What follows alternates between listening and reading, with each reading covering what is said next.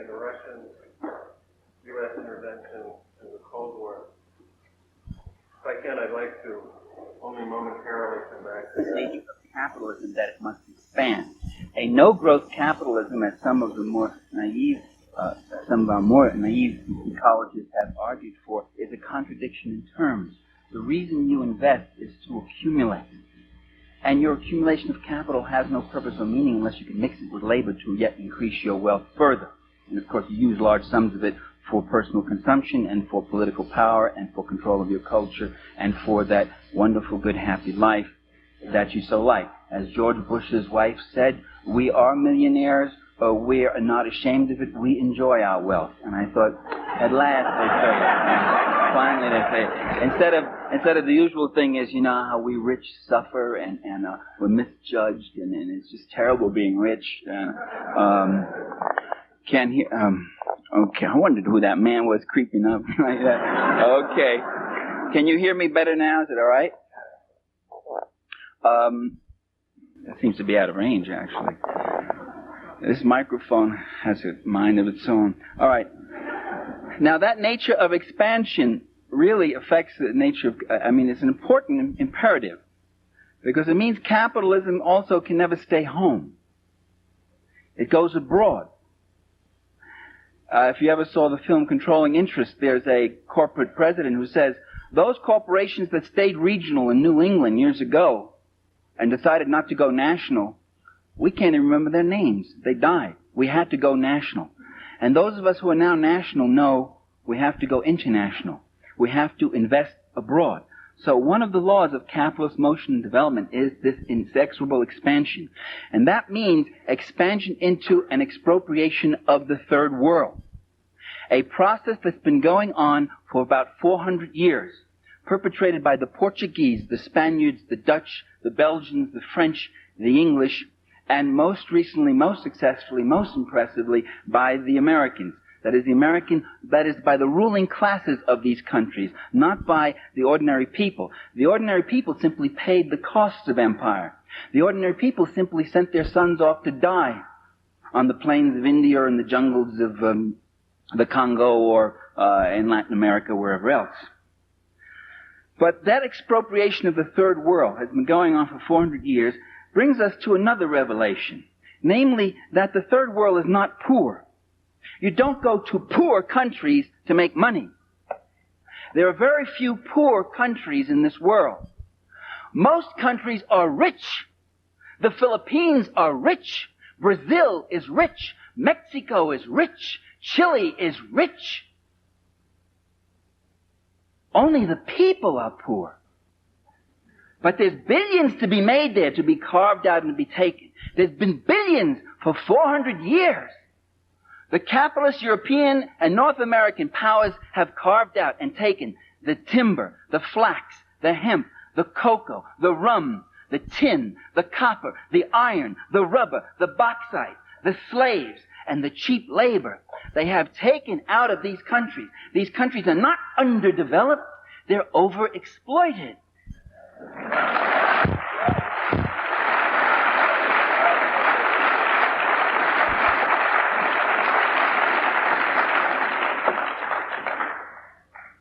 One of the countries that had a great deal of Western capital in it was Tsarist Russia.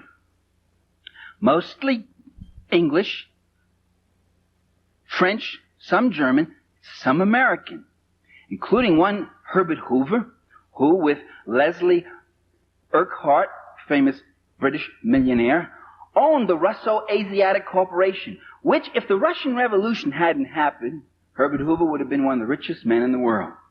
And years later, when he was President of the United States, in 1931, when 1/3 of this country was unemployed, when people didn't have enough to eat, when people were driven to the edge of desperation, President Herbert Hoover said to the San Francisco Examiner, he said, "My greatest ambition in life is to see the overthrow of Bolshevism in Russia." There came, with the Russian Revolution, a break in the fabric of international capitalist history. There now was a country where the unwashed, where the workers of Petrograd and Moscow were actually taking over, where they were actually taking over the land, the labor, the technology, and the resources of their country, where communists were coming in to power. And there's a remarkable correspondence between Secretary of State Lansing and President Woodrow Wilson, in which Lansing says, the Bolsheviks are wanting in political virtue. They would preach to the ordinary man that he might elevate himself through political means rather than by dint of hard work. This would be a most unfortunate example to the common man in our country and other countries. They understood what was the threat. The Americans themselves, the American ruling class, had very little didn't have all that much. I told you about Hoover and a few other speculators, other people like that. But they joined in with 14 other nations to invade the Soviet Union, to overthrow the socialist government that had just been put in after the Tsar was overthrown. That process of invading a revolutionary country is still happening before our eyes. If you want to understand those years after the Russian Revolution, just look at what's going on in Nicaragua. Invasion, either by directly with troops from your own country, or by using surrogate troops, and they use the white armies and the white generals, the white guard armies. Embargoes, isolation, withholding food supplies, sabotage, encirclement, refusing diplomatic recognition. These are the methods that are used, and these are the methods, time-honored methods, that are being used right now by Reagan against another revolutionary government, which is Nicaragua.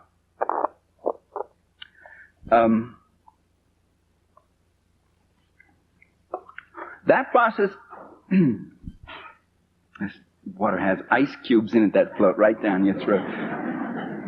That process of encirclement and destabilization continued right until World War II. On the eve of World War II, Foreign Minister of the Soviet Union named Litanov went to, did I pronounce his name correctly? No, I can't say it that way. Went to the Western powers and called for an alliance with England, the United States, and France against Nazi Germany. And that if the Germans attacked Czechoslovakia, they would all join in, or attack Poland, or attack anybody, that all the powers would join in to fight Hitler and contain him. The Western Allies refused those overtures from the Soviet Union. Not because they were appeasers, not because they were simple and naive, quite the contrary, because they had a plan of their own, and that plan was Munich. And the plan was, we give Hitler Czechoslovakia and he goes east. And they were waiting for a war. And that war was supposed to come. And it was going to be Nazi Germany finishing off Bolshevik Russia. Just as they had sent armies in against Russia just a few years, less than a decade before, so they now plan to do the same. And so they've done again and again. And that war was fought, and most of it was fought on the Eastern Front. 7 out of every 10 German soldiers who died in that war died on the Eastern Front. The scale of fighting was enormous. The battles of Kursk, Stalingrad, the Battle of Berlin. There's nothing like it that happened in the Western theater, on the Western Front. In the Battle of Berlin, you saw 2 million German soldiers against 3.5 million attacking Soviet soldiers. The losses were stupendous. But at the end of that war, the Soviet Union emerged as a major power. Very weakened, very much weakened, having lost most of its industries west of the Urals, having lost 20 million people. Most of its transportation, by the way, at that time was still by horse or oxen in most areas, for most of its population. But it still had the Red Army. And yet it was not an army that had any intention of marching through Europe. Although that was a NATO myth that was cultivated at the time. And there's an interesting set of documents that just came out in the American Historical Review, which point out now that the West and the State Department never really believed that the Soviets were going to invade Western Europe. That was a myth which they consciously propagated. They knew that after an exhausting war, the last thing the Russian people would ever go for, or the Russian leaders themselves would ever go for, was another war. There was no sense, they had no interest in such a war. The war they fought against Germany was defensive. and they wanted to rebuild their country. That was a myth that was consciously propagated.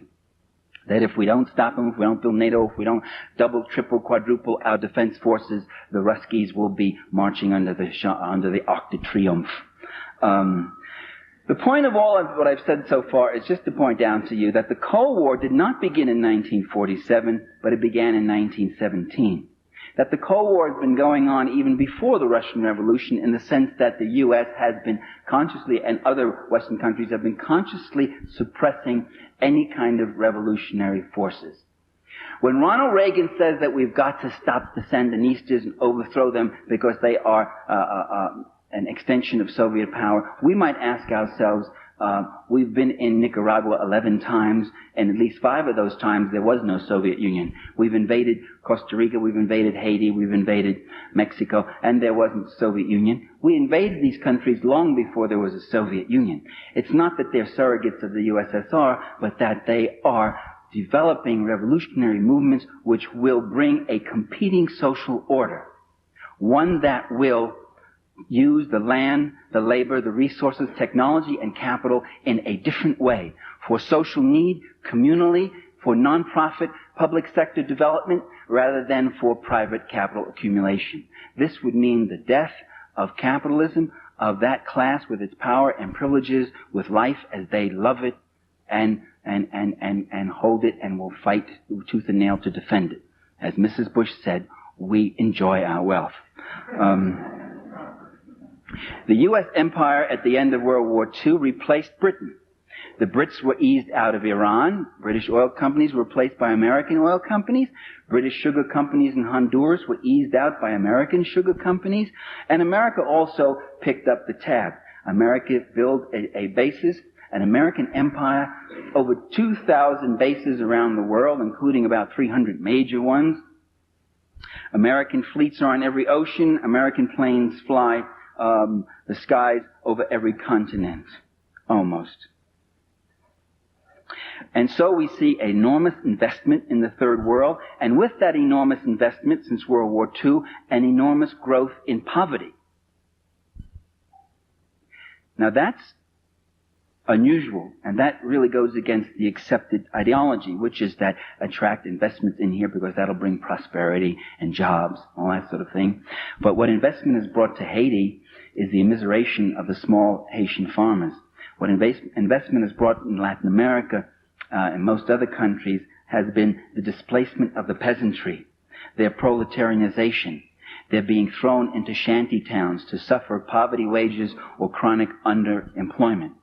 What investment has brought with it also is increasing illiteracy, sickness, disease, poverty, and a dislocation and disfranchisement. A growing foreign debt and indebtedness. Growing investment for cash crops. By the way, that's what the whole Mexican Revolution was about. Was the land going to belong to the Mexicans so they could grow beans and alfalfa and feed their people? Or was the land going to belong to the big sugar companies and latifundio owners so they could grow sugar to export as a cash crop to make more money, to yet make more money, or coffee or whatever else? And with that growth, with that investment comes a dislocation in the structure of the third world country. So that the whole infrastructure of it gets built around capital extraction.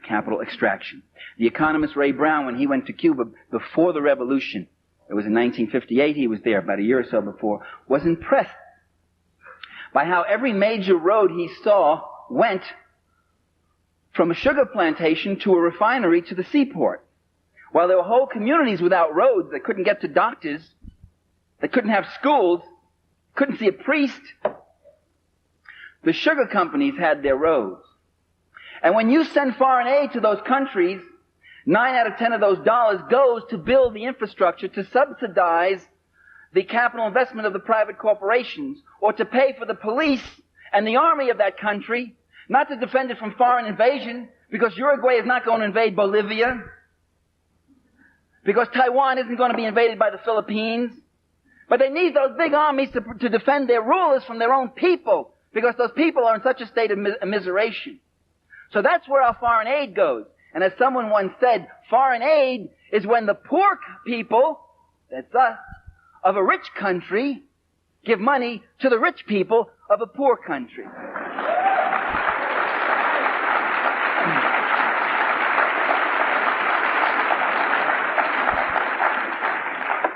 And when Kenneth Boulding gets up and he says, an economist, and you can see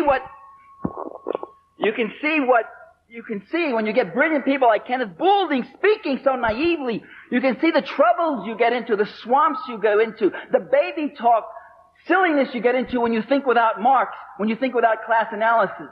And Kenneth Boulding says, one of America's leading economists, he says, empire is irrational because it costs more than what we get out of it. The British, it cost them more in India than what they got out of it. The American investment in the Philippines is only about $3.5 billion, but we had to give them about $6 billion in aid. It costs us more than what we get out of it. And that's when you think without a class analysis. Because as we know, as you're going to know before the evening's over, that it's very profitable. Because the people who have the $3 billion investment aren't the same ones as the people who paid the $6 billion. As Thorsten Veblen said back in 1909, and Boulding should have read him even if he is a Marxist, as Veblen said, the wealth that's extracted from imperialism goes into the coffers of the select few, whereas the costs of empire are paid out of the common treasure of the people. And so it was with the British Empire in India. It was the Brits, the ordinary working people, who paid for the cost of empire. It was the Bank of England and the East India Trading Company that got the cream. And so with the Philippines, right? Of course, with a good skim to your collaborator, your comprador there, what he got just in shoes for his wife. God knows his shoes for his girlfriends. Okay. Another resource in the third world that attracts capital investment. And you say to yourself, what is that mysterious resource? I'm looking at El Salvador, right? And I'm looking at the companies that are in El Salvador. And I look and I see Pillsbury, Procter & Gamble, U.S. Steel, Continental, ITT, Firestone, Ford. I'm saying to myself, wait a minute, what the hell's in El Salvador? A little sugar, bananas. What are all these companies doing there? What they're doing is they're manufacturing everything from energy rods to baking powder, from auto tires to computers. They're in El Salvador because of a very precious resource in El Salvador, which is the cheap labor, which is paying people 50 cents an hour. Instead of having to pay auto workers $15 an hour up here. You go down there and you pay them 15 cents or 50 cents an hour. That becomes a very attractive thing. And you go to South Korea. New York Times had a story about the South Korean farm girls who work in the textile companies that used to be in New England until they moved south. And then when the Southern workers unionized, they moved to South Korea, where there's a nice fascist little country where if the workers try to unionize, they get beaten up and thrown in jail or they get shot dead. And the Korean farm girls in those textile compounds are working for 18 cents an hour. 18 cents an hour for 12 hours a day, 7 days a week. No time off. And if you want a day off, you work a double shift if you want to go see your family again on the farm. And they live in compounds. That's the Industrial Revolution. That's 1870s. But that's big profit. And that's what they call capital investment, development, friendly nation, staunch ally, good relations, stabilization, stability.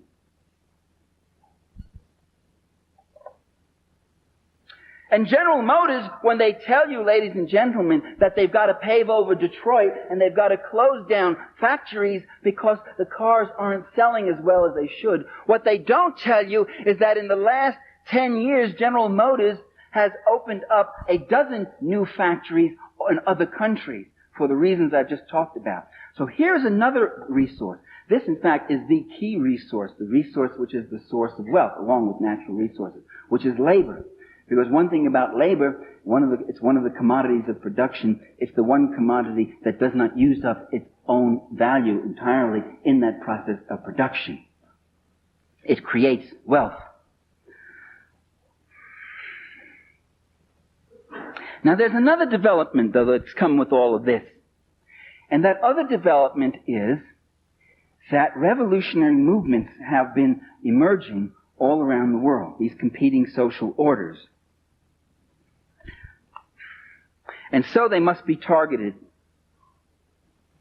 Now the United States has given a number of reasons for why, Ronald Reagan has most vividly recently, for why we must go on with our military buildup and our intervention in third worlds. Why we must attack countries like Nicaragua. Why we must oppose guerrilla movements in El Salvador. Why we must try to overthrow Afghanistan, Angola, Mozambique, Guinea-Bissau, and various other countries where the forces of social change are taking place.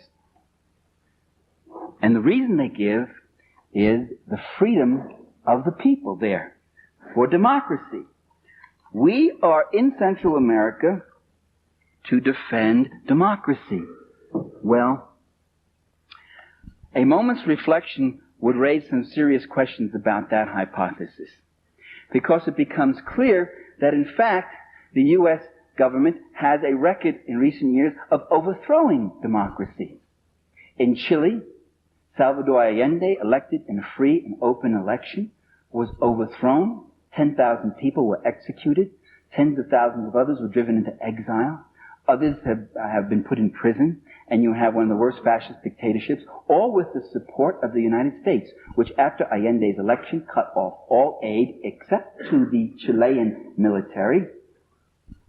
In Guatemala in 1954, the Arbenz government was instituted, and Arbenz legalized all student organizations. Students were very powerful. The first democratically elected president of Guatemala.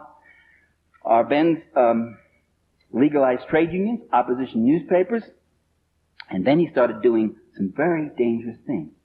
He began to nationalize the unused land of United Fruit Company. And that's when U.S. corporations and the CIA went in and overthrew Arbenz. And that's a matter of public record, by the way. The CIA, the Eisenhower administration, admits that. Eisenhower proudly boasted of how the CIA overthrew Arbenz, because he was a serious leftist influence. And so with Mossadegh in Iran, so with Gulad in Brazil, so with Bosch in the Dominican Republic, so with a variety of other democratic leaders, at least 6 or 7 in Latin America, who were overthrown, and generals brought in with the aid and assistance of the U.S. government. So it can't be that we're there to foster democracy. We seem to also make war against democracies. And in addition, we support some of the worst dictators. If Reagan is really against tyranny, if he really hates tyranny, why doesn't he send freedom fighters into Paraguay or Chile or South Africa? Why doesn't he start sabotaging there, putting a squeeze on them? In fact, the whole fight with Libya might be less of a mystery if you understand that really the worst thing about Colonel Gaddafi, who is a kind of a strange guy in some ways,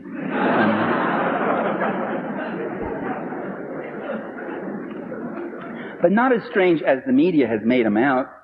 He has called, and you don't know this, most of you who laugh, he has called repeatedly for negotiations between him and Reagan, for peaceful negotiations, for peaceful settlement of all disputes, and the Reagan administration has repeatedly rebuffed those overtures. That isn't put in the press. I'm not blaming you for not knowing it. You're not going to read it in that rag that I saw out there, that Colorado thing that said, terrorist targets hit in Libya. He has done that, and he's done some other things which make him really dangerous. It's not the terrorism. It's not the attack on the Vienna and Berlin airports, for which they have no proof that Libya was involved, and which they have proof that the terrorists came out of Syria. The troublesome thing about Gaddafi is that when he took over in 1969, he took over a country that was like Saudi Arabia, a country of mass misery, A lot of rich oil that went into the pockets of a few rich. And when his colonel's revolution took over, they got rid of the rich. They took all their extra houses and gave them to the poor. They put out a land reform program. They put out a public free school program. They started a national health medical program, something that we Americans still don't have. The Libyans have it. He planted 40 million trees and started massive irrigation and ecological reclamation. These are some of the things that Gaddafi did, and that's a dangerous example to the Arab world. He took a bigger chunk of the oil revenues and reinvested them into the needs of his own people. And the per capita earnings of the Libyan people are the highest in the Arab world, the highest in the third world. You didn't hear that in the media, did you? You didn't hear that on Dan Rather's Tonight. That's what's dangerous about Gaddafi.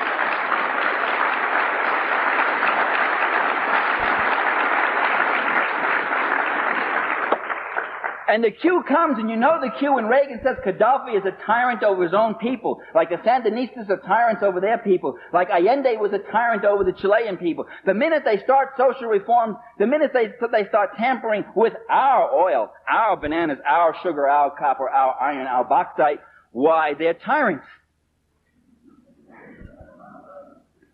The second myth that's given to us is that these revolutionary governments are hostile to us. And that's why we oppose them. Right-wing dictatorships get along with us. They're friendly to us. Why is that, though? What is it about right-wing dictatorships that make them so friendly? What are they being so friendly about? What is the community of interest that they have? I'd already explained it, I believe. It's a common class interest. And the left-wing guys come in, but they're hostile to us. Well, that doesn't really seem to be true, though. The first thing these left-wing governments do when they come into power is ask for friendly diplomatic and economic relations with the U.S. Certainly that's what the Sandinistas did. They honored the debt that swindler Somoza ran up, and they asked for closer economic relations. That's what the Cubans want. Every socialist country, from a huge power like the Soviet Union to a small power like Vietnam or Cuba, to a mini micro power like Grenada under the New Jewel movement, every single one of them asked for more trade, normal political, economic, and diplomatic relations with the United States. Not necessarily out of love, but because they saw it in their self-interest. Because their interest was to develop their own economies and to have peace and security on their borders, to invest less in military defense. There was even an article on that in the New York Times in which Fidel Castro makes that point. We want to spend less on our military defense. It doesn't make sense to the Cubans. Why must they go 16,000 miles away to Japan to buy school buses? That's where the Cubans get them. They go 16,000 miles away when they could buy them right from Florida, 90 miles away. Why must they get their medical supplies from China and Czechoslovakia when they could get them from the U.S.? Cuba has the largest import tonnage costs of any country in the world because of the U.S. blockade, boycott. So it's very much in their interest to cultivate friendlier relations. There's a substantive thing there, much firmer than love. No one's claiming they love us. And love, after all, you know, is a volatile emotion. It comes and goes. Much firmer than love is self-interest, and therefore the basis for some kind of normal relations with those countries. No, my friends, it's really the Reagan administration that runs with terror whenever there's a first sign of friendliness from a socialist or revolutionary country. Reagan, as Tom Wicker said, in regards to the Soviet Union, for instance, in armaments, Reagan will not take yes for an answer.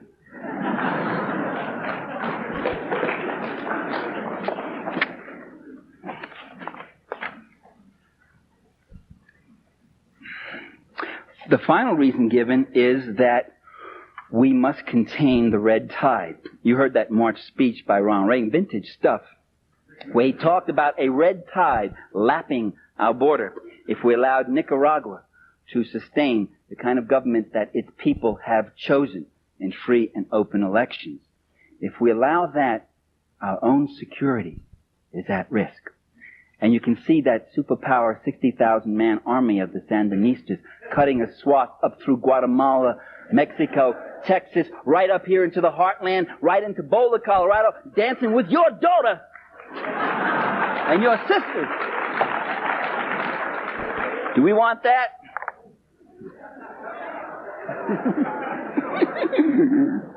I hear they're good dancers. The image of that tiny nation of 3 million being a threat to us, you know, reminds me of the Vietnam War. We used to hear that same stuff. We say, if we don't fight them in the jungles of Vietnam, we'll have to be fighting them on the shores of California. And Walter Lippmann said, the image of the Vietnamese getting into their little PT boats and coming across the Pacific and taking California is an insult to the U.S. Navy.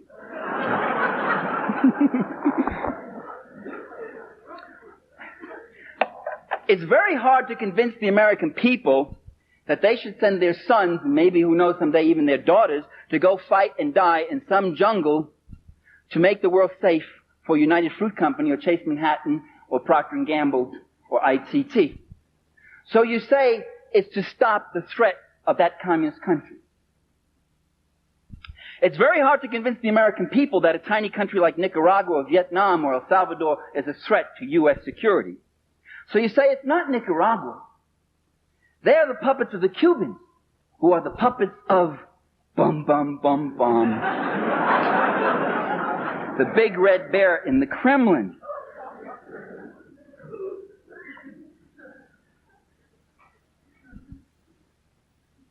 And yet again, as I just said, these countries continually want friendly overtures, continually want friendly relations, including the Soviet Union.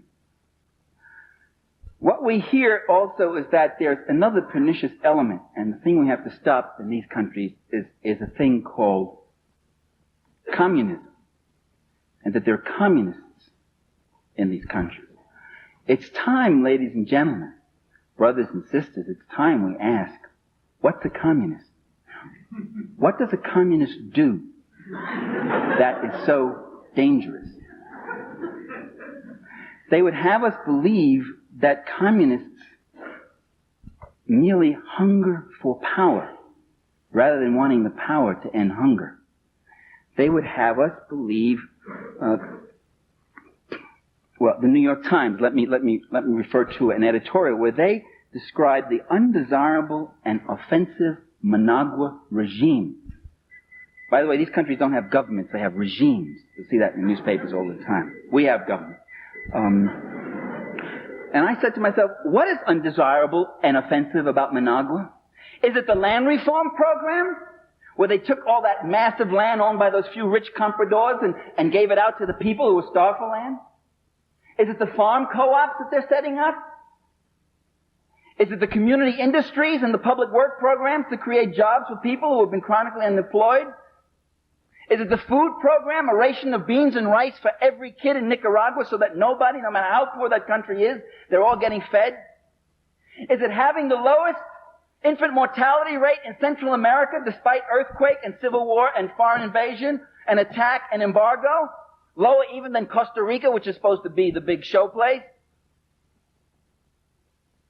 What's so offensive about Managua? It is those things in some degree. It is creating a competing social order. It is people, it is those who have been downtrodden. It has been those who have been used as fodder in the capital accumulation process, now claiming back the process of production, claiming back their own land, claiming back their own flag, their own dignity, and saying this country is going to be for us and not for you anymore, gringo.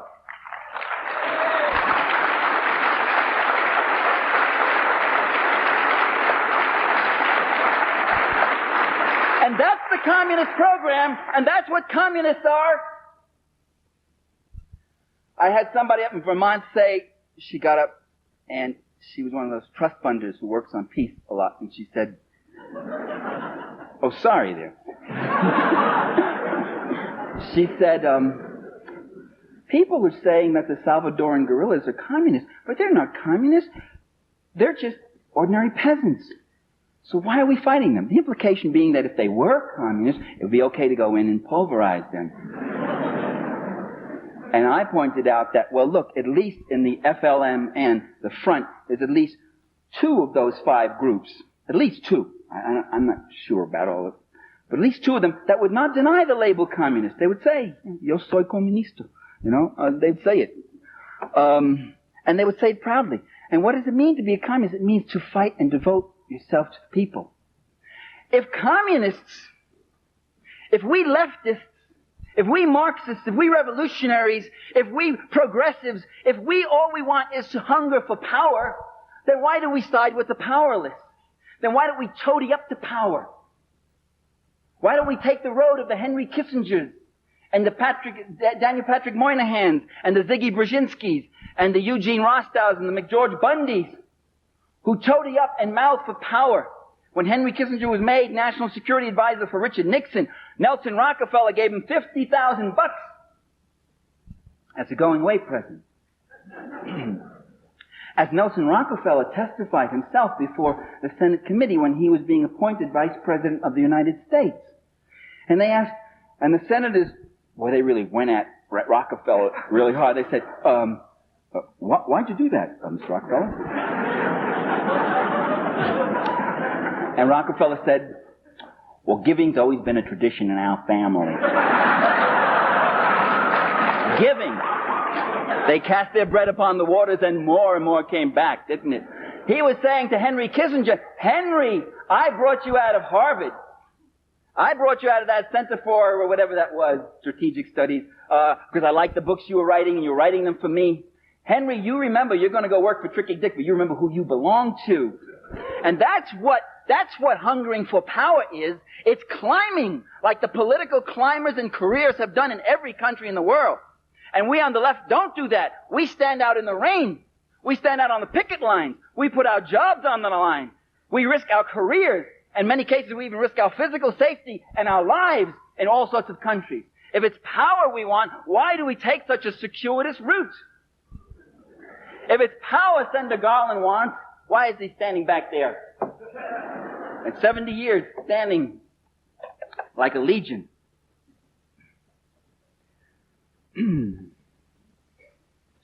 Well, these communists do all these reform things, yes.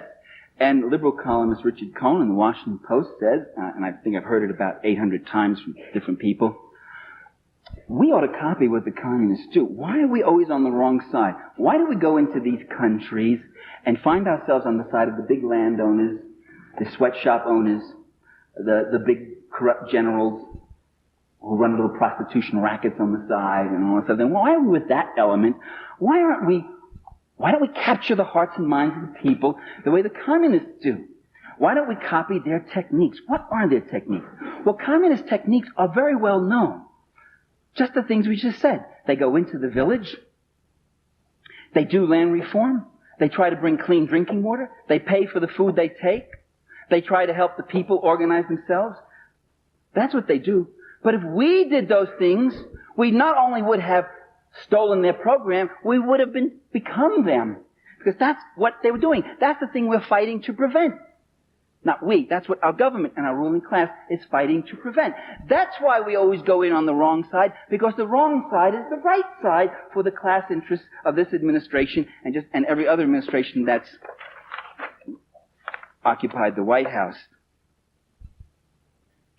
So it is the heart of U.S. policy, ladies and gentlemen, to use fascism to preserve capitalism while claiming to be saving democracy from communism.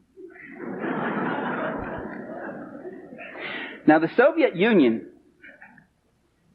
is a serious problem for world capitalism. First, it's the strongest socialist country. As the strongest socialist country, it is a major target. Second, it has assisted other revolutionary movements, mostly just diplomatically, politically, morally, but also sometimes with material aid. Not much, but rather substantial aid in the case of Vietnam. So, one goal is to try to contain the Soviet Union. The dream is finally to roll back the events of 1917, to undo history, to bring back that time when all the world belonged to us and there were no problems like this. And there became an encirclement of the Soviet Union. The most targeted socialist country in the world today is not Nicaragua, nor even Libya, if you want to call Libya socialist. I wouldn't quite call it that. It's got an erratic leader. He does immature things and says immature things, but he's also dangerous from a class interest, but I still wouldn't call him socialist. The most encircled and threatened country is the USSR. It is the one that is targeted with all these missiles. There is, ladies and gentlemen, those missiles are not the result of an arms race. I maintain that there is no arms race, and there never has been.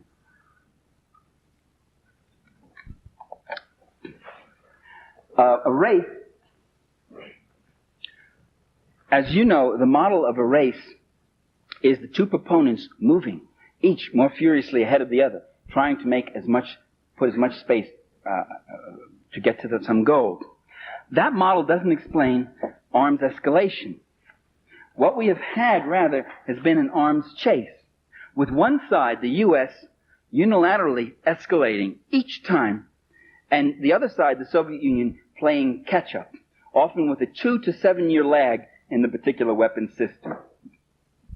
That was true of the A-bomb, the hydrogen bomb, the long-range bomber, submarine-launched missiles, the MIRVs, the multiple warheads, the ICBMs, tactical nuclear weapons, solid-fuel rockets, and now even today with the MX, the cruise, the Pershing, and the neutron bomb. The race model doesn't explain it. It's a chase. As the Soviets said just several years ago, don't build a neutron bomb. If you build it, then we will have to build it. Don't build the MX. If you do that, we will escalate on our ICBMs. That's hardly a race. That's more of a chase. The other side, asking that this escalation not take place, and then when the escalation does, it reluctantly moves on and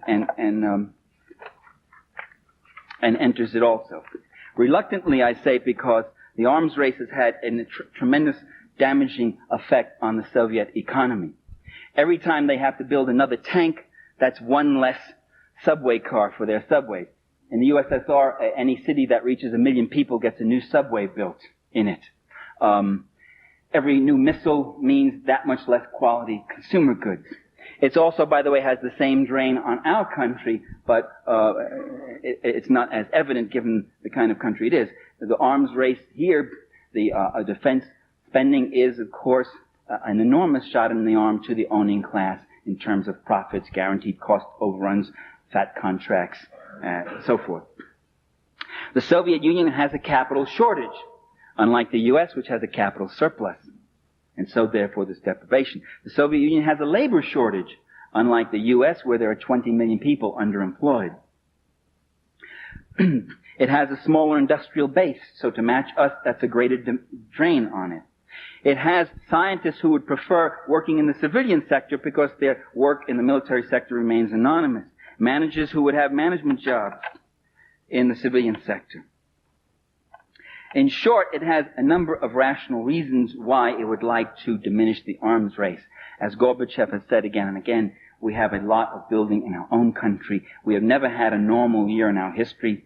We have had foreign invasion, revolution, invasion again, forced collectivization, etc., armaments race, and we would like to have some normal years. Again, not necessarily love, but something much stronger, which is self-interest.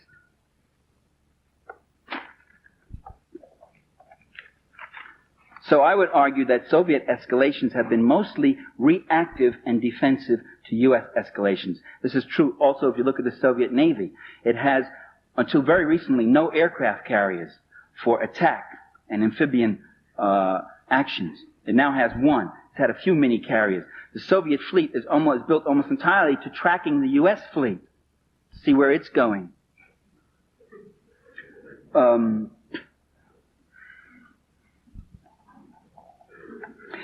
Soviet interest in disarmament is reflected in the proposals that they have made.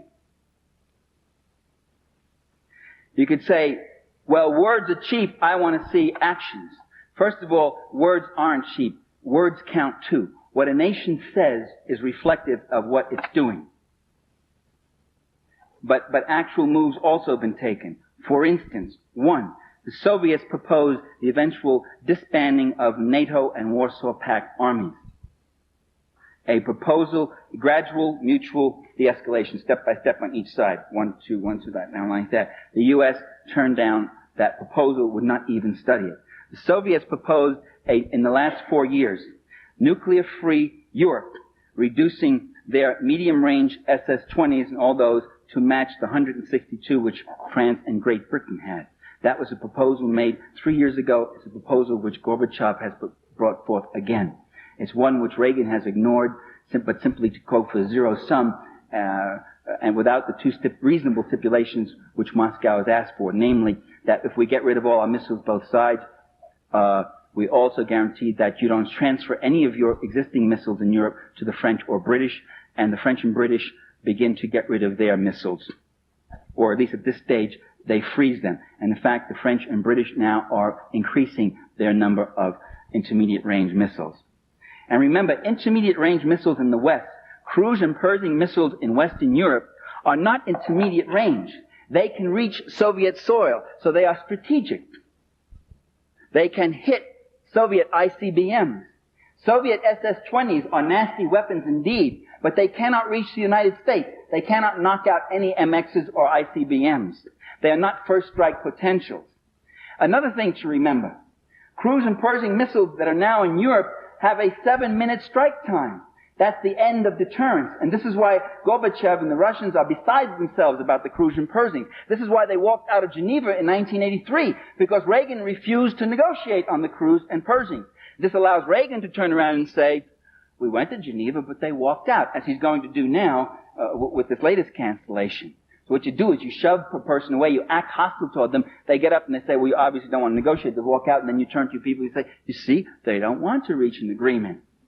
If it takes me a half hour to get my missiles over and kill you, and you a half hour to kill me, then in that half hour after I let mine go, you know they're coming. And you let yours go at me. That is a deterrence to me. However, if I can reduce the striking time to 7 minutes, and they're so low and fast, and your radar can only pick them up in the last 2 minutes, I now have a first strike capacity on you. You no longer have deterrence. I no longer can fear your missiles, because my missiles are targeting yours. And I'll knock out all of your missiles, and then I'll have a second strike capacity to hit you. You'll have a feeble retaliatory strike. Your feeble retaliatory strike, however, will be blocked out by my Star Wars. Ah, is that what Star Wars is all about? Yes. You see, the criticisms about Star Wars are largely irrelevant in that area. People have said, scientists have said, it's a ridiculous project. It's going to have to work the first time and work perfectly.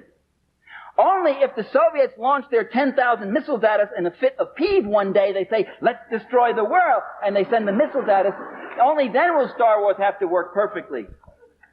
But if the function of Star Wars is to be a shield against a feeble retaliatory strike of the Soviets after a first strike by the U.S., then Star Wars becomes much more effective. And Ronald Reagan himself let the cat out of the bag last year when he said, it doesn't have to work perfectly. And he speaks and all, they've got him away from the platform and all that. Because they explained it to him just that morning at breakfast.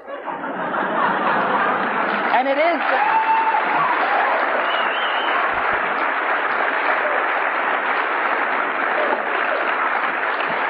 that if I can only block out 90% of 10,000 missiles, I'll be destroyed by 1,000 missiles. But if all the Ruskies have left are 60 or 70 missiles, and I can block out 90% of those, then only 7 or 8 will hit us. And that is called acceptable collateral damage. How do you like that? For 1984, 20 million, anywhere from, they estimate, from 4 to 20 million. Acceptable collateral damage. But we would have won one for the Gipper, eh? There are nuts in the Pentagon who think like this, ladies and gentlemen. They get big fat military pensions too, and they get big fat salaries, and they got big boards all lit up. They think like that all the time. But short of starting a nuclear war, the grand design is to have a first strike capacity that so puts the Soviets under the gun again that we'll be back to 1947, when we could brandish that weapon around, and they would have to retreat. They would have to concede. They would have to pull back in fear.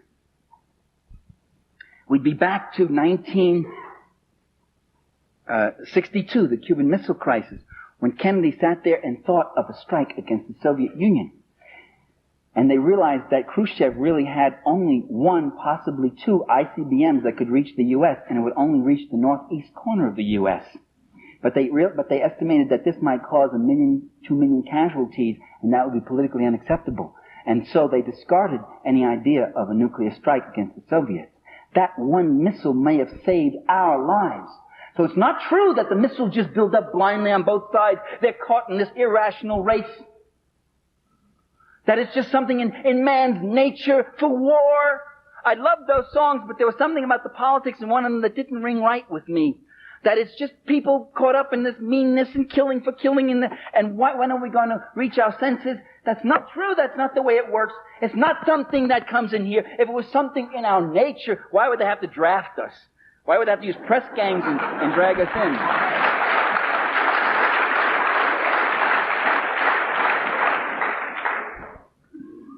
The Nazi leader, Hermann Göring, said, no poor Slav wants a war, not even a German.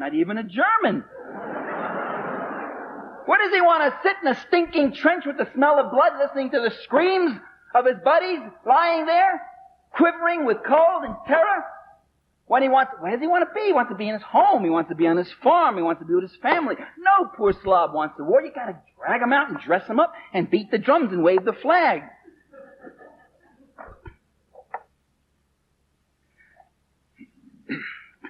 Within the last 4 years, the Soviets called for the banning of weapons in outer space before the United Nations, a resolution that was voted 124 to 1. Who was the one? Not the U.S. Ronald Reagan. It wasn't the American people, right? It was that coterie that is misrepresenting us. All the opinion polls show that the American people didn't want weapons into outer space, at least back in those days before the Star Wars promo. 124 to 1 with one abstention. Do you know who the abstention was? No, it wasn't Israel. It was Margaret Thatcher, who, as we all know, is Ronald Reagan in drag.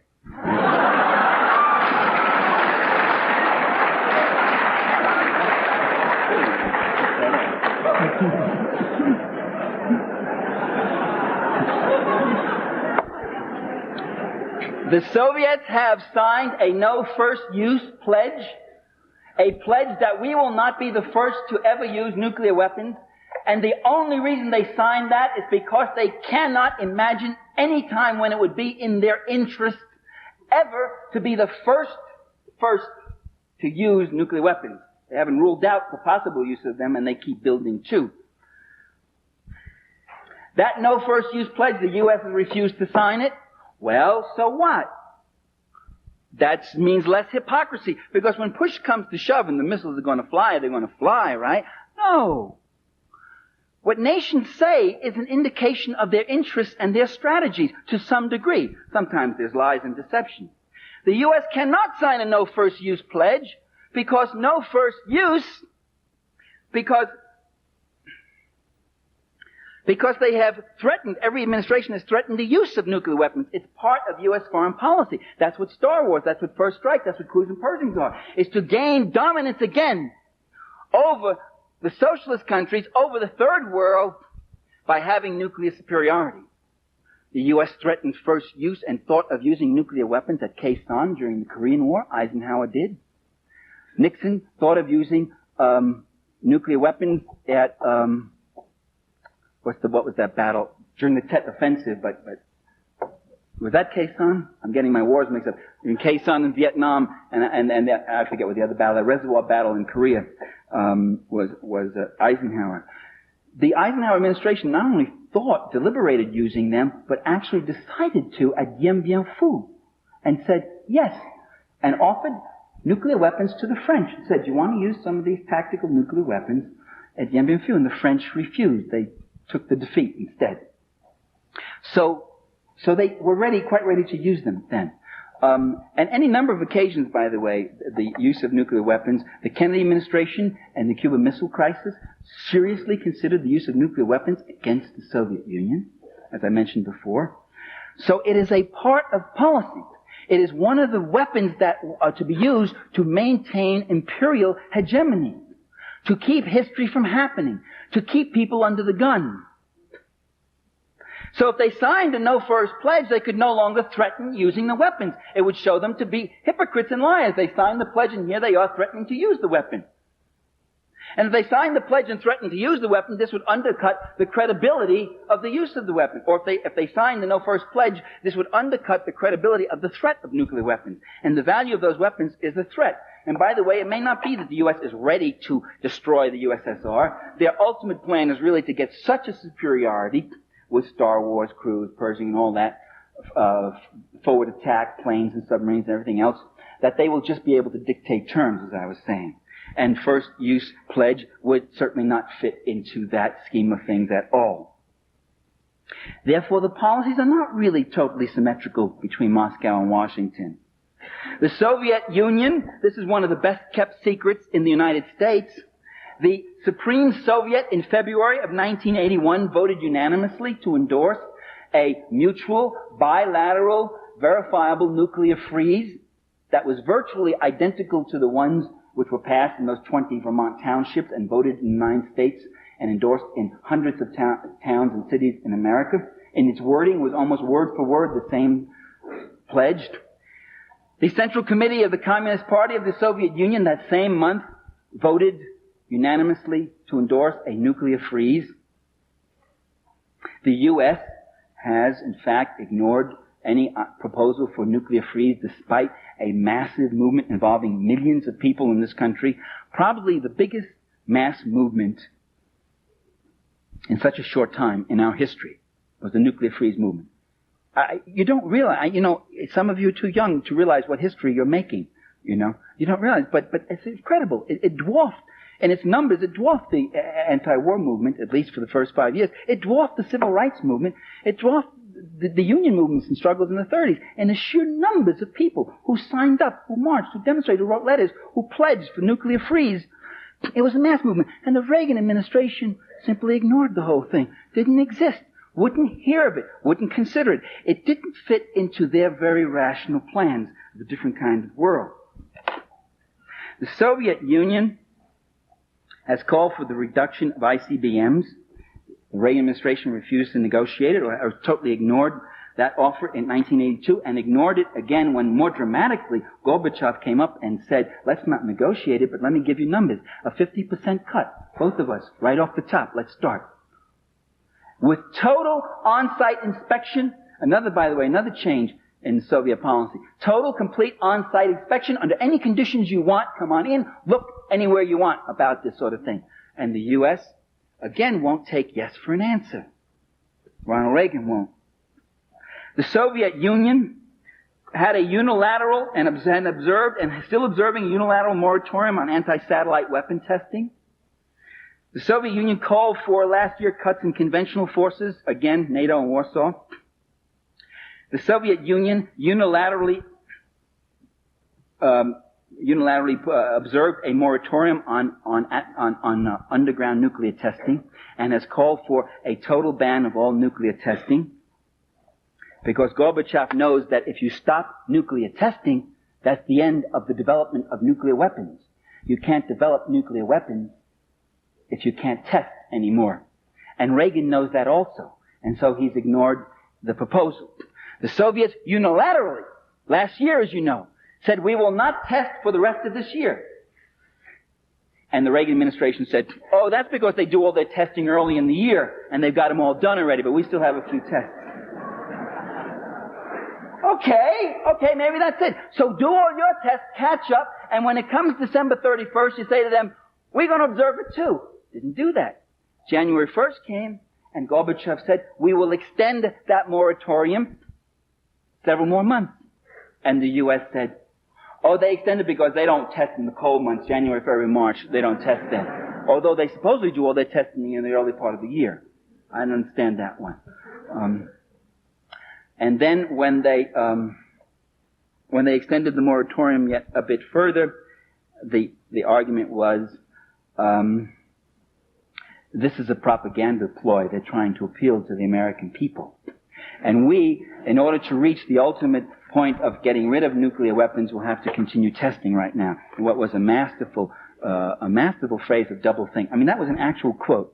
I wish I had it. I couldn't find it in my materials on the plane. What I'm arguing here, ladies and gentlemen, is that U.S. foreign policy is not foolish. It's not stupid. It's quite rational. When someone says, what are we doing? We're opposing guerrillas in El Salvador and we're supporting guerrillas in Nicaragua. That's quite rational. Because the guerrillas in El Salvador want to change the social order, and the so-called guerrillas, they're not guerrillas, they don't live with the people and build their base in the country. The mercenaries and contras who are attacking Nicaragua want to bring back the old order. There's a very rational system. They're not foolish. They're not confused. They know what they're doing. It is to defend the class order, to make the world safe for hypocrisy.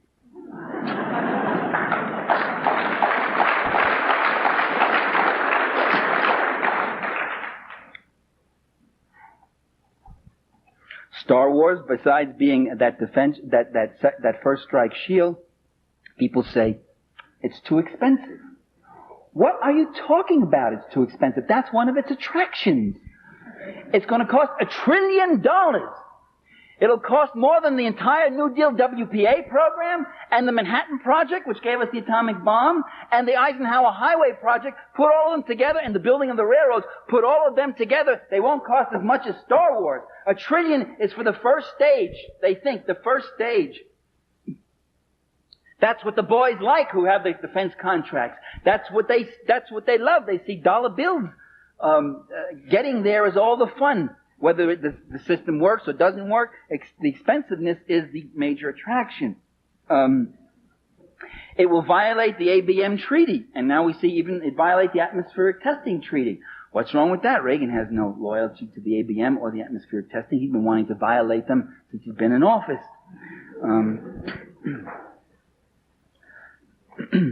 Now, having said all this and giving you this picture, I would like to add something else. That the ruling class rules, but it doesn't rule quite in the way it wants to. That in fact, we must not be overwhelmed by these facts or this analysis, but we must be enlightened. We could understand why they do these things. Ronald Reagan is not stupid. He gets confused. He goes to Ecuador and says, it's wonderful being here in Colombia. You know, I mean, he does things like that, and he muffles on questions.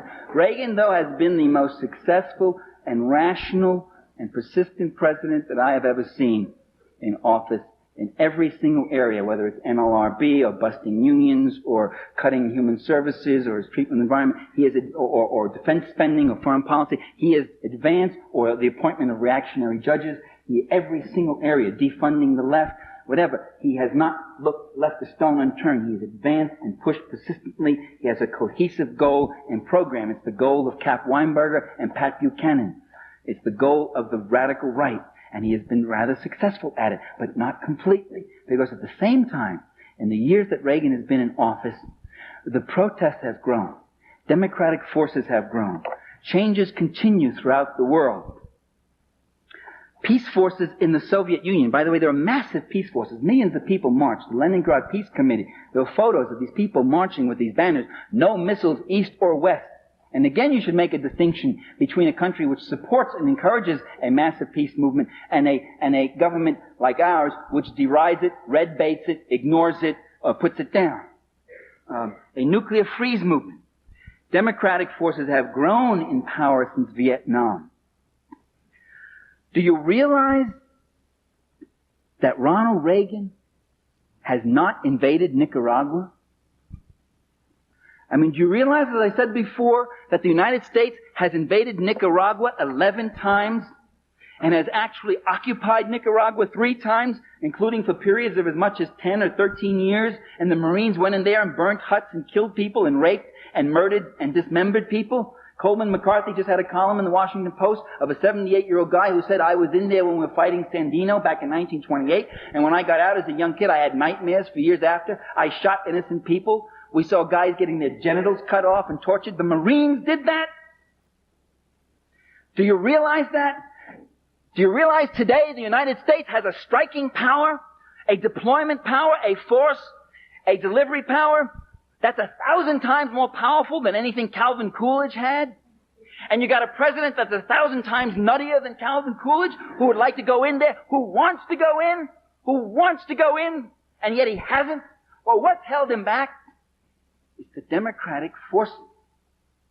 It's the same thing that kept Nixon from using nuclear weapons in Vietnam as the story came out when the Pentagon Papers were released, or not the Pentagon Papers, the White House tapes, where they were afraid of what the disruption and the reaction of the people in their own country. It's the democratic forces in this country, it's the democratic forces around the world, it's the Nicaraguan people who are armed and ready. He could go in and carpet bomb it with B-52s, not lose a single man, and just devastate it, destroy it. But then he would have to go in with troops. Like that line in Antigone, you would make of it a graveyard and call it peace. But those troops would still find survivors and they would have to fight them.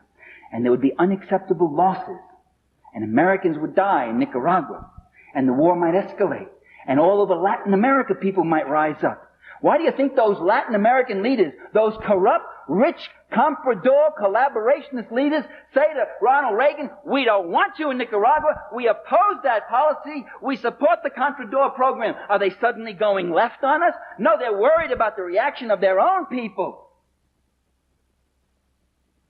The losses in Nicaragua would be unacceptable. But unacceptable to whom? Not to Ronald Reagan. He wouldn't mind losing 2,000, 3,000, 4,000 American boys if he can take Nicaragua.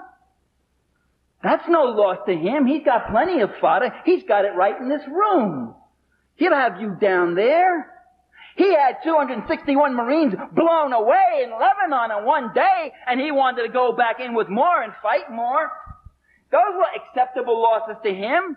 That was no skin off his nose. It's his class interests he's worrying about. He kept talking about the emergence of a Lebanese left and Lebanese socialism. And we must stop it. It was unacceptable losses politically. It means that there are political forces that can fight back. That it's too costly to him. Not morally. So, we may be stronger than we think. And we must never believe what they try to make us believe about ourselves, that we're weak, that we don't have it, you see. Let me just close with one last little story, okay? Because I've been going too long. I've lived in Washington. I was living in Washington for about 6 years, and I was asked by some Filipino exiles in 1981, I think it was, or 82, to go speak at Lafayette Park. At the White House is right across the street from Lafayette Park. I always tell friends, I speak at the White House a lot. And I have a big megaphone, and I speak at the White House. I say, you speak at the White House? Yes, I speak at the White House. With these microphones. And so there I was, speaking, And these Filipinos were so appreciative, it was so moving to me. Oh, Michael Parenti, would you speak? And so I give this speech and I talk about the Philippines. What I said to you, the Philippines are not a poor country. Only the people are poor. It's rich and they should deserve their own heritage, blah, blah, blah. And I said this whole thing and on. And here's this little band, about 200 people, about half Filipino, half American. And and I look at this, and then I look across at the White House, and you know what I see? I see about 600 police. Their helmets, their guns, rockets, this, everything, cars, whoop, whoop, all this stuff, all over there. And I see limousines, a fleet of limousines comes up. It's Marcos, President Marcos, coming up to the White House porch. You can't see the actual porch, is blocked off, but you can see the limousines go up there to get hugged and kissed by Ronnie Reagan, because he's a great defender of democracy, this Marcos. And I see this, and I see all this display of power. And I see these Filipino heavies, the securities, they come around, they're looking. They're looking at the Filipinos, like checking them out. They recognize anybody on. And I'm standing there with our little, brave little band of 200 people with our signs, and we're walking around chanting. And I do what a lot of people do in this situation. I start to bleed inside. I start to say, my God, look at that power. Look at that wealth. Look at the force. And we got this little band of people, And then after I gave my talk, I wandered over to, we had a fence up and we had a display of pictures of Filipinos who have been tortured and found dead. Grisly photos by the Marcos people. And a Marcos security guy, a Filipino thug, plain clothes, comes walking up. And he looks at the pictures, standing next to me, and he goes, and he sort of smirks. Like, and I never had such a feeling I wanted to really, give him one upside his head. But I've outgrown those days. So.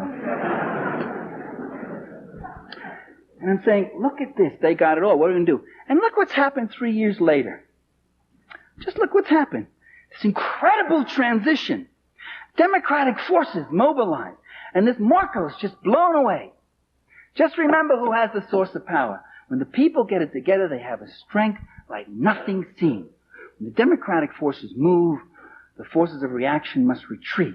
And these great generals and dictators and presidentes who sit there in their big palaces with their boodle and their corruption and their bayonets and their guns and their spies everywhere, they get thrown off just as a stallion would thrown off a little fly. So we speak truth to power. Just remember that. Speak truth to power. Mobilize, organize, never be sad. Remember what the great Italian communist Antonio Gramsci said. You have a pessimism of the mind, but an optimism of the will. You see the worst, you consider the worst, you work against it, but in here you work for what is freedom, for what is justice, for what is right. It is our destiny, it is our future. The future itself depends upon it. Thank you.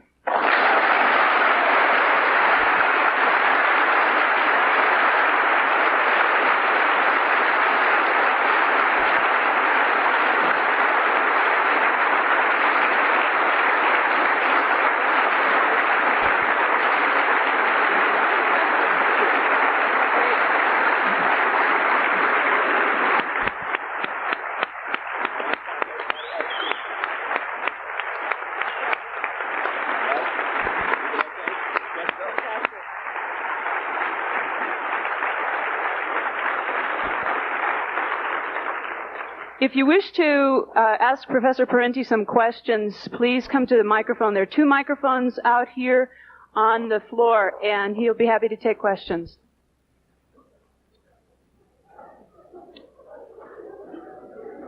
Let me remind you, there's a demonstration starting about now,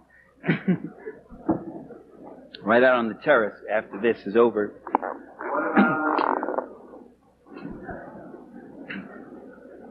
I thought I talked about Libya already. Gave you my analysis. Do you mean the recent events or the terror attacks? I don't know what the question was. Is Ronald Reagan really that smart? Did he get the on for the power structure, or is he just being played by him, or is he really thinking this stuff out of his mind? I've always thought the man is very bright. I exchanged with him when he was a Chubb Fellow at Yale, and I had gone back as a visiting fellow, and I asked him a couple of questions. He knew what it was about, and he answered them. When he was governor of California, this was. I have never thought of Ronald Reagan as dumb. He's not that quick anymore, and he has a tough task. But he's a consummate liar and fabricator. He can take any point, any question, and turn it into a polemical point. He has real political instincts. He's a real political animal, the way Jimmy Carter wasn't. For instance, when the shuttle blows up, he comes on, he makes a speech, and he turns that disaster into a price paid for glory. This sacrifice cannot be in vain. We must go on, and we will get to the truth. And our system, things are in the open. Then he appoints William Rogers, who's in bed with the space industry, to start this commission investigation and do a miserable little job, almost a cover up, except people kept leaking things to the press, so the commission had to go then and ask these questions. That's an example of it. I think he's a very effective spokesman for his class. And very effective leader for his class. If you don't think so, tell me why not. The biggest thing he's done is cut inflation, as I said on radio earlier today. And inflation is the great terror of most Americans. How to you maintain yourself? How do you save a little? How do you get ahead? How do I survive my old age? And once you cut inflation, people feel a hell of a lot better. At the price of employment, at the price of the poor, but the poor are a minority, and they'll suffer more, but everybody else was voting their pocketbook. In this country, when survival is so tough and so competitive, people voted their pocketbook. Even many of those who opposed him on most issues, they voted for him because they saw his alternative as being ineffective and being a big spender. Reagan has been the biggest spender since, of anybody in the White House. He's increased the debt by $1.8 trillion. It's really more. He's doubled the debt. It'll be tripled by the time he gets out. He's the worst deficit spender in the world, but people are getting a little ahead of themselves. And when he said to them in 1984, he said, "Are you better off now than you were in 81?" And it's true. In 81, Jimmy Carter was president, and you had a 12.5%, 13% inflation. And that terrorizes people who don't want to spend their old age in a furnished room, who want to think they're going to be able to have a standard of living that's somewhat decent. I mean, the system plays on it takes advantage of the very insecurities that it creates. This stuff about he's a magic leader and he's his personality, Teflon and all that, that's not true. In 1982, when unemployment was increasing and inflation was high, nobody wanted his endorsement in the 82 congressional elections. His name was mud. It was only when the economy got a little better, and it got better because he got lucky with oil prices, got all these cheap imports from the third world, and he's cut the buying power of the working class and deflated prices in that way. I guess. I mean, nobody knows too much about. We keep conjecturing about what causes inflation, what doesn't, and so forth. But in any case, that I think is the answer to Reagan's magical appeal. If this economy takes a plunge, you'll see people react in a different way. The economy comes first because that's the first condition of life and survival. Issues like the deficit or El Salvador are secondary, although there are surprisingly large constituencies around those issues. You talk a lot about communism and the Soviet Union, and I would like to ask a question which stems from my personal experience, which I must have said the last 2 years, East German citizens cannot travel outside of East Germany because of their select visas until they get to the city. And East Germany is generally considered a communist country or allied country. So I'm curious to ask, do you think that if East Germany is a communist country, does this restriction on travel in any way, is this in any way necessary consequence? Well, during World War II, most of the destruction by Allied bombing was in East Germany. So after the war, East Germany was vastly more impoverished than West Germany. 1. 2, it was Prussia. It had a large Nazi contingency or sympathy. A lot of those people wanted to come west. 3, the Russians at that time, the Soviets made a mistake of taking machinery and stuff out. They actually began to extract capital from East Germany, which they only did for a short while. The Poznan riots turned them around, and they've since then been putting in or giving the East Germans more favorable trade relations. 4, the U.S. pumped in billions of dollars in the Marshall Plan to West Germany. There was a boom in West Germany, production and such. So many people wanted to leave East Germany for West Germany, for the goodies, for the jobs. And there was a vast number who left. The East Germans stopped it for the same reason that about 100 other countries would like to stop it. Brain drain. They just lose, you bleed, the country begins to hemorrhage. The other thing that happens with any kind of migration is once a substantial number of people go, that itself becomes the momentum. Others are attracted, family, friends, relatives. Once they come, they have friends and family or kin or spouses, and they too want to come. And so this is why they stopped it, because they wanted to develop their own country. Whether that's justified or not is another whole question. I'm giving you the reason why the Berlin Wall was built. By the way, there are a few hundreds. New York Review of Book had an article some years ago. There are a few hundreds every year who go back from West Germany to East Germany. And they were interviewed, and some of them said, well, in West Germany I had a bigger apartment, I had this and that and the other thing, but that was it. I had nothing to live for. Everything was, I was isolated. I just had my career and me. I didn't feel part of the community. In the GDR, I feel like I'm working for part of the community. By the way, now in the GDR, the level of prosperity is very high. It's probably the most prosperous socialist country, maybe more so than Hungary, too. If there are no more questions, this light is right. Is the filming still going on? Oh, okay. This light is right in. This audience wanted to get a better understanding of, say, your vision of a better America. How useful would it be to this audience to look at the Soviet Union today? In other words, how exact of a model is the Soviet Union for America? Well, the Soviet Union couldn't be an exact model for us. It has a whole different tradition, history. It's had a very unluxurious history. It's had a very difficult, terrible, horrendous history. So we couldn't use it as a model. We have a different level of prosperity.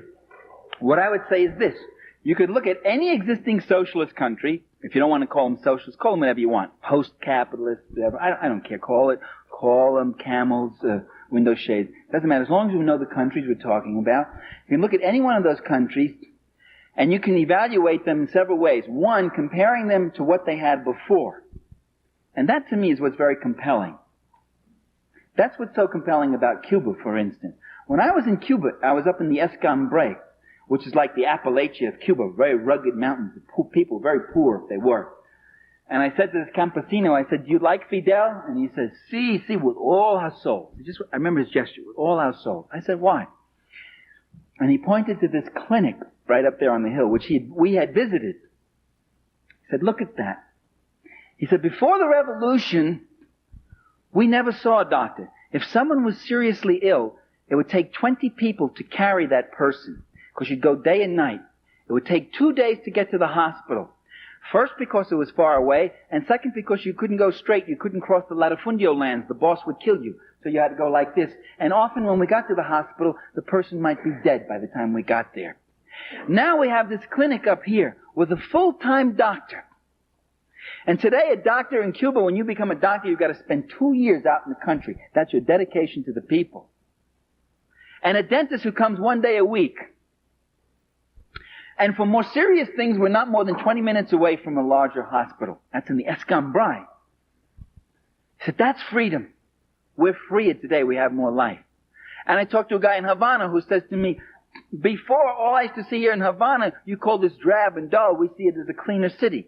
It's true, you got the paint is peeling off the walls, but you don't see kids begging in the streets anymore. And you don't see prostitutes. All we used to have was prostitutes. Prostitution used to be one of the biggest industries. And today, this man is going to night school. He said, I can read. Do you know what it means to be able to read? Do you know what it means to be able not to read? I remember when I gave my book to my father, I dedicated a book of mine, Power and the Powerless, to my father. I said, to my father with my love. Gave him a copy of the book. He opened it up, looked at that. He'd only gone to the 7th grade. He was a son of an immigrant, a working class Italian. And he opens the book and he starts looking through it. And he gets misty-eyed, very misty-eyed. And I thought it was because he was so touched that his son had dedicated a book to him. That wasn't the reason. He looks up to me and says, I can't read this, kid. I said, that's okay, Dad. Neither can the students. I mean, that's not something. I mean, don't worry about that. I wrote it for you. I mean, it's your book, and you don't have to read it. You know, it's a very complicated book, an academic book. I said, I can't read this book. And the defeat that man felt. That's what illiteracy is about. That's what the joy of literacy programs is. That's why in Nicaragua you got people walking proud now for the first time. They were animals before. They weren't allowed to read. They weren't taught to read. So you compare a country to what it came from with all its imperfections and those who demand instant perfection. The day after the revolution, they get up and say, are there civil liberties for the fascists? Are they going to be allowed to have their newspapers and their radio program? Are they going to be able to keep all their farms? The passion that some of our liberals feel, the day after the revolution, the passion and concern they feel for the fascists, the civil rights and civil liberties of those fascists who were dumping and destroying and murdering people before. Now the revolution has got to be perfect. It's got to be flawless. Well, that isn't my criteria. My criteria is what happens to those people who couldn't read. What happens to those babies that couldn't eat, that died of hunger? And that's why I support revolution. The revolution that feeds the children gets my support. Not blindly, not unqualifiedly.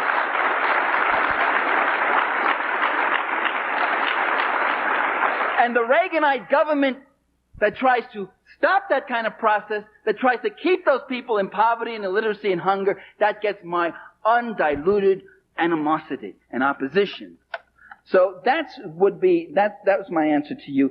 Let's not judge these countries by some abstract model, but where they're coming from. So you can judge a socialist country, one, by what it's replacing. Two, you can judge it by comparing it to U.S. society. And there, in some areas, there's a higher level of production of goods and prosperity here, although it's very unequally distributed. The poor are the fastest growing social group in America, from 24 to 35 million. That's growth since 1980. And three, you can judge a socialist country by an abstract model of what you might ultimately want. By the way, that's not illegitimate. I shouldn't have said don't impose that. That's a reasonable thing to do in a certain way. Not to damn the country and to be holier than thou, but to say that there are aspirations, there are new forms of social relations we hope we can move to someday. There are places the Nicaraguans may go if they don't have to give half of their income to their army to fight off the Contras. There's new improvements, new cultural forms, new political forms that might develop. In fact, it's fascinating in Nicaragua that there are those new political forms. So I would judge that way. And I would say that what we would do is look at socialist countries and look at the things about them that might be indeed very admirable and learn about them. The ignorance about existing socialism is abysmal on the left too. Learn about the People's Control Commissions in the Soviet Union, how they work. Learn about the ombudsman role of the press there. Learn about the function of trade unions. William Wimpensinghe, president of the International Association of Machinists, comes back and he says, what clout Soviet trade unions have. Well, I was astonished because I had always heard they were just rubber stamps and didn't do anything. And he said, wow, what a role they play in production, in planning, and protecting the rights of workers. If we had that kind of clout, boy, we could really get results in our system. So there are a lot of things that are worthwhile, which we should learn about, which might be helpful to us as a historical experience that might be useful to us. And also look at the things we don't like and say, no, we don't want that. That would be my approach. Anybody else? Could we just have, why don't we have just the last two questions, because my answers tend to get long and it's late, and contrary to what you read in the paper, the pay isn't that good. I'm not getting what they printed. I saw those figures. That's not what I was getting. I think Sender is skimming, but go ahead.